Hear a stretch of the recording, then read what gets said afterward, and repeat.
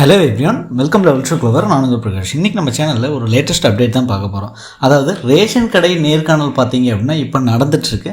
So ஒவ்வொரு டிஸ்ட்ரிக்ட்லேயும் பார்த்தீங்க அப்படின்னா என்னென்ன கொஸ்டின்ஸ்லாம் கேட்டிருக்காங்க அந்த இன்டர்வியூ பேனலில் அப்படிங்கிற கம்ப்ளீட் டீட்டெயில்ஸ் தான் பார்த்தீங்க அப்படின்னா நம்ம வீடியோவும் மேக் பண்ணி போட்டிருக்கோம்.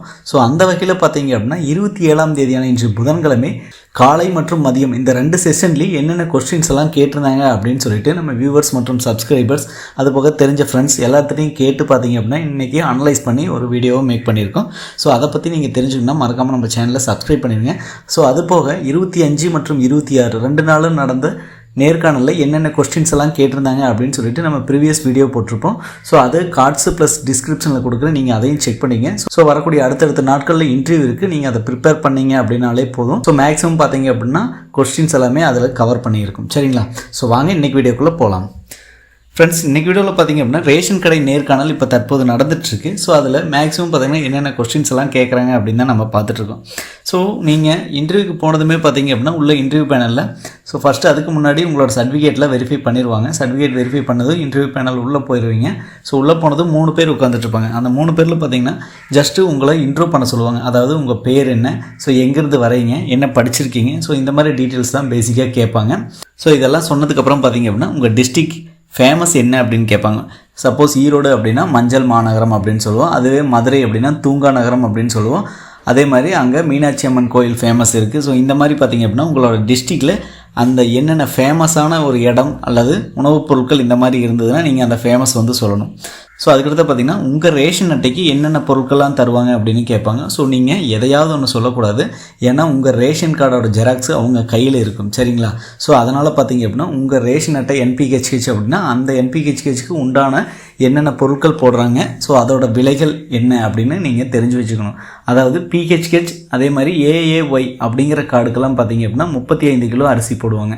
ஸோ என்பிஹெச்ஹெச் எஸ் அப்படின்னா கண்டிப்பாக வந்து அவங்களுக்கு சர்க்கரை அட்டை அப்படின்னு சொல்லுவோம். ஸோ அந்த மாதிரி பார்த்திங்க அப்படின்னா உங்கள் ரேஷன் அட்டையில் என்னென்ன பொருட்கள்லாம் போடுவாங்க, ஸோ அதோட விலை என்ன, அதெல்லாம் நீங்கள் தெரிஞ்சு வச்சுக்கோங்க. ஸோ அதுக்கடுத்து பார்த்திங்கன்னா தமிழ்நாடு ஃபினான்ஸ் மினிஸ்டரோட பெயர் வந்து கேட்டிருக்காங்க.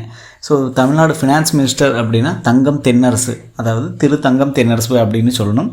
ஸோ அதுக்கடுத்து பார்த்திங்கன்னா நீங்கள் என்ன படிச்சிருக்கீங்களோ அதை பற்றி வந்து கேட்பாங்க. சப்போஸ் நீங்கள் இன்ஜினியரிங் படிச்சிருக்கீங்க அல்லது காமர்ஸ் படிச்சிருக்கீங்க அல்லது கம்ப்யூட்டர் சயின்ஸ் ஏதாவது குரூப் படிச்சிருக்கீங்க அப்படின்னா கண்டிப்பாக அது சம்மந்தமாக வந்து கொஸ்டின்ஸ் கேட்குறாங்க. ஸோ நமக்கு தெரிஞ்சவர் பார்த்திங்க அப்படின்னா கம்ப்யூட்டர் சயின்ஸ் படிச்சிருக்காங்க இன்ஜினியரிங்கில். ஸோ அது சம்மந்தமாக வந்து ஒரு 4-5 கொஸ்டின்ஸ் கேட்டிருக்காங்க. ரேம் அப்படின்னா என்ன, ரோம் அப்படின்னா என்ன. ரேம் அப்படின்னா ரேண்டம் ஆக்சஸ் மெமரி அப்படின்னு சொல்லுவோம். ROM ரோம் அப்படின்னா ரீட் ஒன்லி மெமரி அப்படின்னு சொல்லுவோம். ஓகேங்களா? ஸோ இந்த மாதிரி தான் கேட்குறாங்க. அதுக்கப்புறம் ஃபுட் ப்ரொடக்ஷன் ஸ்கீம் பற்றி கேட்டிருக்காங்க. ஸோ அதுக்கடுத்து பார்த்திங்கன்னா சேல்ஸ்மேன் அண்ட் பேக்கர்ஸுக்கான சேலரி எவ்வளோ அப்படின்னு கேட்குறாங்க. சேல்ஸ்மேனுக்கு 6,000 ரூபாயிலிருந்து 29,000 ரூபா வரைக்கும். அதே மாதிரி பேக்கர்ஸுக்கு 5,500லேருந்து 26,500 ரூபா வரைக்கும் அப்படின்னு நீங்கள் சொல்லணும். ஓகேங்களா?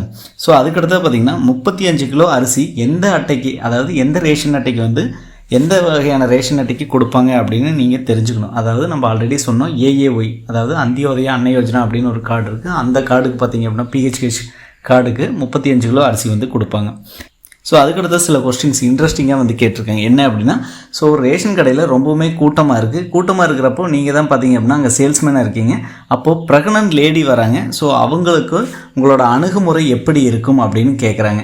ஸோ அதாவது ப்ரெக்னன்ட் லேடிக்கு நம்ம முன்னுரிமை கொடுக்கணும் அப்படின்னு நீங்கள் சொல்லணும். ஓகேங்களா? ஸோ எவ்வளோ கூட்டம் இருந்தாலும் ப்ரெக்னன்ட் லேடியை முன்னாடி வர வச்சு அவங்களுக்கு வந்து என்ன பொருட்களோ அந்த பொருட்களை போட்டு அனுப்பிச்சி விடணும் அப்படின்னு சொல்லணும். ஓகேங்களா? அதுக்கப்புறம் கட்டுனர் தொடர்ந்து, அதாவது பேக்கர்ஸ் வந்து தொடர்ந்து ஒரு 4 நாட்கள் விடுப்பில் இருக்காரு அப்படின்னா ஸோ அந்த வேலையை யார் வந்து செய்வா ரேஷன் கடையில் அப்படின்னு கேட்குறாங்க. ஸோ எந்த வேலையாக இருந்தாலும் ரேஷன் கடையில் யார் வந்தாலும் வரலைனாலும் நான் எடுத்து செய்வேன் அப்படின்னு நீங்கள் சொல்லணும். சரிங்களா? ஸோ அதுக்கடுத்து இன்னொரு கொஸ்டின் கேட்டிருக்காங்க. ஸோ பொங்கலுக்கு பார்த்தீங்க அப்படின்னா 2,000 ரூபா வந்து கவர்மெண்ட் தரப்புலேருந்து கொடுக்க சொல்லியிருக்காங்க. ஸோ அப்படி 2,000 ரூபா கொடுக்கும்போது பார்த்தீங்க அப்படின்னா நிறைய வந்து கூட்ட நெரிசல் இருக்குது, அதை நீங்கள் எப்படி வந்து கண்ட்ரோல் பண்ணுவீங்க அப்படின்னு கேட்டிருக்காங்க. ஸோ அது பார்த்தீங்க அப்படின்னா ஒவ்வொரு தெருவாக அல்லது பார்த்தீங்க அப்படின்னா ஒவ்வொரு வீதியாக வந்து நான் பிரித்து அது தகுந்த மாதிரி கொடுப்பேன் அப்படின்னு நீங்கள் சொல்லணும். அதாவது ஆண்கள் தனியாக பெண்கள் தனியாக அவங்களுக்கு வரிசையில் நிறுத்தி வச்சு அதுக்கப்புறம் பார்த்தீங்க அப்படின்னா அவங்களுக்கு சேர வேண்டிய அந்த பொங்கல் பரிசு தொகையை நான் கொடுப்பேன் அப்படின்னு சொல்லணும். சரிங்களா? ஸோ இந்த மாதிரி தான் பார்த்திங்க அப்படின்னா பேசிக்காக கேட்டிருக்காங்க. ஸோ இந்த மாதிரி ஜென்ரலாகவும் கேட்குறாங்க, அதையும் நீங்கள் தெரிஞ்சு வச்சுங்க. அதுக்கடுத்த ஜிகே சம்மந்தமாகலாம் கேட்டிருக்காங்க. அதாவது தமிழ்நாட்டோட கூட்டுறவுத்துறை அமைச்சர் யார், இது கம்பல்சரி டெய்லியுமே வந்து கேட்குறாங்க. நம்ம வியூவர்ஸ் சப்ஸ்கிரைபர்ஸ் எல்லாமே வந்து இது வந்து கரெக்டாக சொல்லியிருக்காங்க. திரு KR பெரிய கருப்பன். உச்சநீதிமன்ற தலைமை நீதிபதி, அதாவது புதுசாக வந்து 51வது நீதிபதியாக வந்து அவங்க தேர்ந்தெடுத்திருக்காங்க. சஞ்சீவ் கண்ணா. நவம்பர் 1, 2024 இப்போ தான். ஓகேங்களா? ஸோ அதே மாதிரி ஒரே நாடு ஒரே ரேஷன் திட்டம் தமிழகத்தில் எந்த ஆண்டு செயல்படுத்தப்பட்டது அப்படின்னா அக்டோபர் 2020 தமிழகத்தில் செயல்படுத்தினாங்க. ரேஷன் கடையில் இலவசமாக தரும் பொருட்கள் என்னென்ன அப்படின்னு கேட்குறாங்க. இலவசமாக வந்து அரிசி மற்றும் கோதுமை தான் தராங்க. மற்றதெல்லாம் பார்த்திங்கன்னா மானிய விலையில் கொடுக்குறாங்க. ஸோ உங்கள் மாவட்டத்தில் மொத்தம் எத்தனை தாலுக்கா உள்ளது அப்படின்னு நீங்கள் தெரிஞ்சுக்கணும். அதாவது உங்கள் டிஸ்ட்ரிக் எதுவும் அந்த டிஸ்ட்ரிக்டில் எத்தனை வருவாய் வட்டம் இருக்குது அப்படின்னு நீங்கள் தெரிஞ்சுக்கணும். அதுக்கடுத்த NFSA அப்படின்னா என்ன, அதோட விரிவாக்கம் என்ன அப்படின்னு கேட்குறாங்க. நேஷ்னல் ஃபுட் செக்யூரிட்டி ஆக்ட் அப்படிங்கிறத NFSA அப்படிங்கிறது. ஸோ அதுக்கடுத்த உணவு பாதுகாப்பு சட்டம் அப்படின்னு ஒன்று இருக்குது, அது உங்களுக்கு தெரியுமா? அதோட ஆண்டு எப்போ செயல்படுத்தப்பட்ட ஆண்டு அப்படின்னு கேட்குறாங்க. 2013. ஸோ பொது விநியோக திட்டத்திற்காக மொபைல் அப்ளிகேஷன் ப்ளே ஸ்டோரில் இருக்குது, அந்த பேர் என்ன அப்படின்னு கேட்குறாங்க.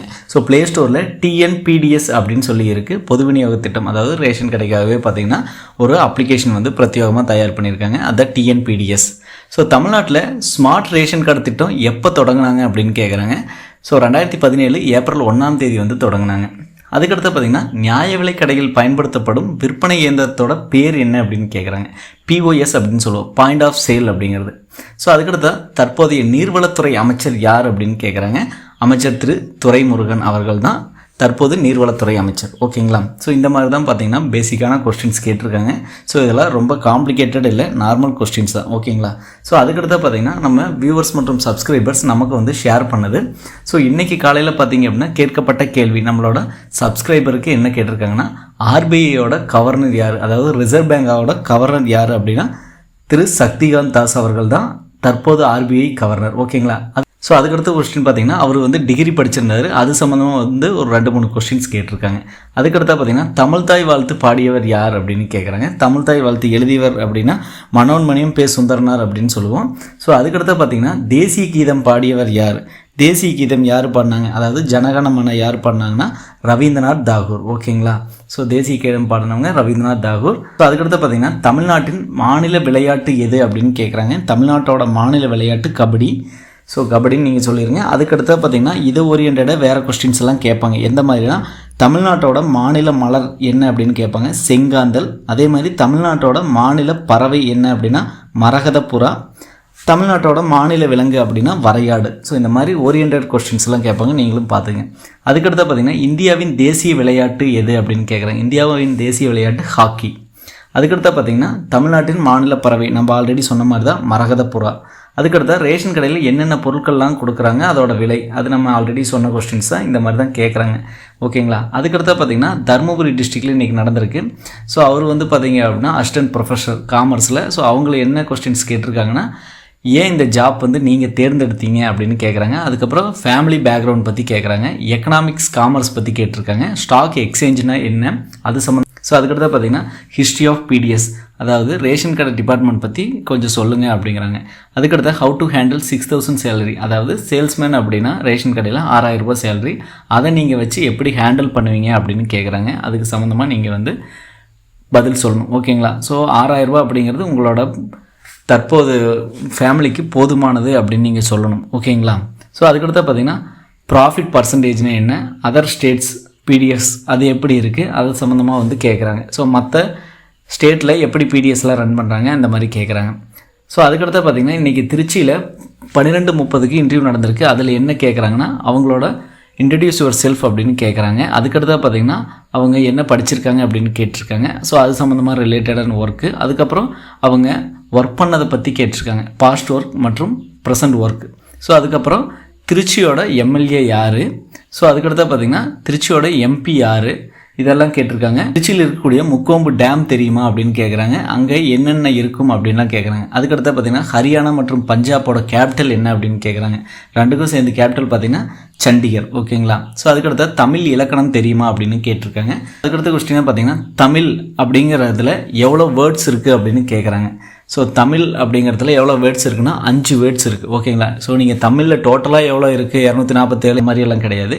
ஸோ தமிழ் அப்படிங்கிறதுல எத்தனை வேர்ட்ஸ் இருக்குன்னா TAMIL தமிழ் அப்படிங்கிறது மட்டும்தான் கேட்டிருக்காங்க. அதை நீங்கள் நல்லா புரிஞ்சுக்கங்க. இந்த மாதிரி கொஞ்சம் டிஃபிகல்ட்டாக வந்து கேட்பாங்க. ஓகேங்களா? ஸோ அதுக்கடுத்தா ஃபேமிலி பற்றி சொல்லுவாங்க. அப்புறம் நீங்கள் பேசுகிறத வச்சு தான் வந்து கொஸ்டின்ஸ் கேட்குறாங்க அப்படின்னு நம்ம சப்ஸ்கிரைபர்ஸ்லாம் சொல்லியிருக்காங்க. ஓகேங்களா? ஸோ இந்த மாதிரி தான் வந்து கொஸ்டின்ஸ் எல்லாம் இன்றைக்கி கேட்டிருக்காங்க. ஸோ இது மட்டும் இல்லாமல் ப்ரீவியஸாக நம்ம 2 days வீடியோஸ் எல்லாமே மேக் பண்ணி போட்டிருக்கோம். எந்த மாதிரி கொஸ்டின்ஸ் எல்லாம் கேட்டிருக்காங்க அப்படின்னு சொல்லிட்டு நீங்கள் அதையும் வந்து பார்த்துக்குங்க. ஸோ கண்டிப்பாக இதெல்லாம் உங்களுக்கு ஒரு யூஸ்ஃபுல்லாக இருக்கும் அப்படின்னு நினைக்கிறேன். மற்ற வீடியோவில் சந்திக்கும் வரை உங்களிடமிருந்து விடைபெறுவது உங்கள் பிரகாஷ். பாய், டேக் கேர்.